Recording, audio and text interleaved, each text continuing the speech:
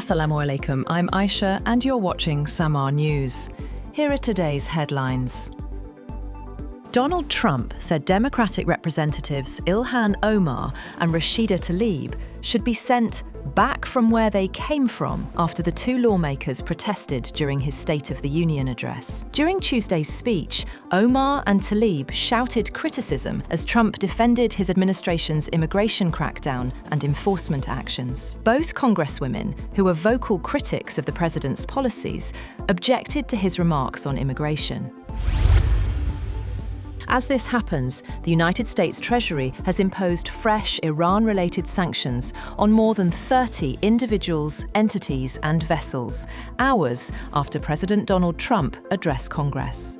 The Treasury's Office of Foreign Assets Control said those targeted were involved in illicit Iranian oil sales and in supporting ballistic missile and advanced weapons production. On the other hand, Vice President J.D. Vance says President Trump still prefers a diplomatic solution with Iran. Speaking to a private news channel, Vance said Trump had been clear that Iran could not have a nuclear weapon, but added the president had other options if diplomacy failed. Meanwhile, Iran's President Masoud Pezeshkian says he sees a good chance of progress as Tehran heads into a third round of nuclear talks with the United States in Geneva. Iran's delegation, led by Foreign Minister Abbas Araghchi, is expected to meet US envoy Steve Witkoff and Jared Kushner. President Trump has said Tehran has about 10 to 15 days to reach a deal. The talks come as Washington boosts its military presence in the Middle East, with Iran warning it would strike US bases if attacked. Tehran says a deal is within reach if diplomacy is prioritized. Authorities in Cuba opened fire on a vessel registered in the United States, killing 4 people and injuring 6 others, according to a foreign news agency. Cuban officials said the boat had entered the country's territorial waters when security personnel engaged it. The injured were removed from the vessel and taken to hospital, while an investigation into the incident is underway. On the other hand, Ukrainian President Volodymyr Zelenskyy has dismissed Russian claims that Kyiv is seeking nuclear weapons, calling them an attempt to apply pressure ahead of expected trilateral talks with the United States and Russia. Speaking at a press conference, Zelenskyy said Ukraine does not possess nuclear arms. He also addressed damage to the Druzhba pipeline, saying repairs would take time. Earlier, Ukraine announced speeding up the installation of anti-drone nets over frontline roads, aiming to cover 4,000 kilometers by the end of the year. The development comes as Ukrainian negotiators are set to meet US officials on Thursday to discuss post-war reconstruction, including a prosperity package.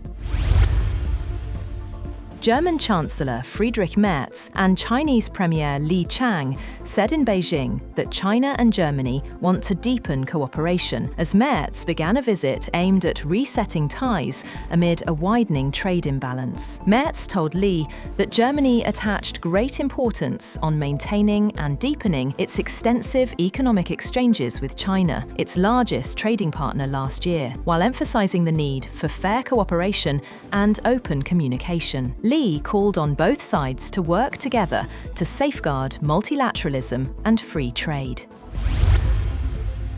India's Prime Minister Narendra Modi has reached Israel for a 2-day visit that both countries have cast as a chance to deepen relations as regional concerns mount over the risk of military conflict between the United States and Iran. An Israeli government official said the visit would pave the way for new partnerships and collaborations across many fields. A foreign ministry official said bilateral ties were on the cusp of a significant upgrade. Former US Treasury Secretary Lawrence Henry Summers has resigned from his position at Harvard University after reports revealed his association with convicted sex offender Jeffrey Epstein. According to reports, Summers served as US Treasury Secretary from 1999 to 2001 and was president of Harvard University from 2001 to 2006. He also held the position of director of the US National Economic Council from 2009 to 2010.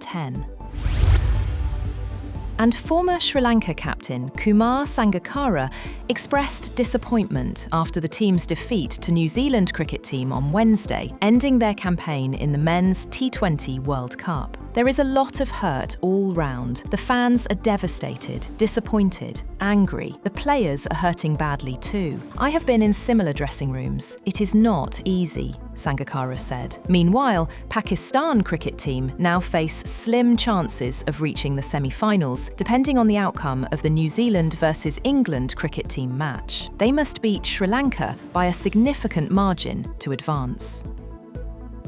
That's all for now. For more updates, visit www.samaa.tv. Thank you for watching Samaa News.